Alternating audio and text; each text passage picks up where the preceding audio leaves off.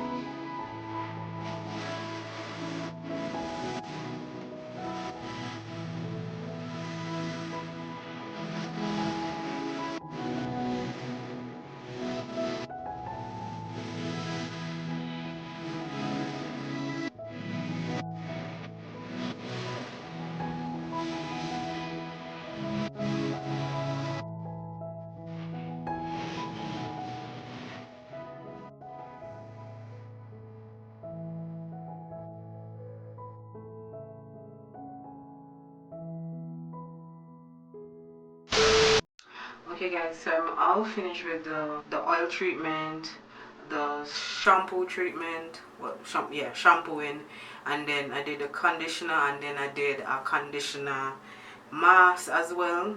I did all of that. Let the conditioner mask stay for like about 20, maybe it was 30 minutes, and then I rinsed it out with cool water, not hot water, not warm water, not cold water, but cool water, and then just rinse it out after that.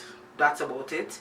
So now I have it tie up with one of my tank tops, whatever shirt them, and I don't want to completely dry because I go put in the leave-in conditioner, and I have this leave-in loss, a light leave-in loss spray liquid here. I have it has glycerol into it, and it has ginseng root into it. It has what else? They have hemp seed oil into it as well. Very creamy.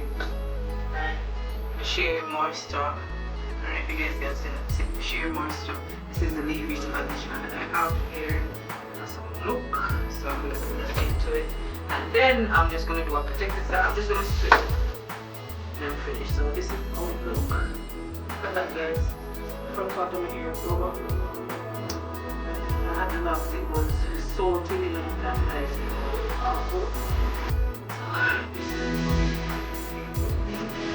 Look at the head of it, wow.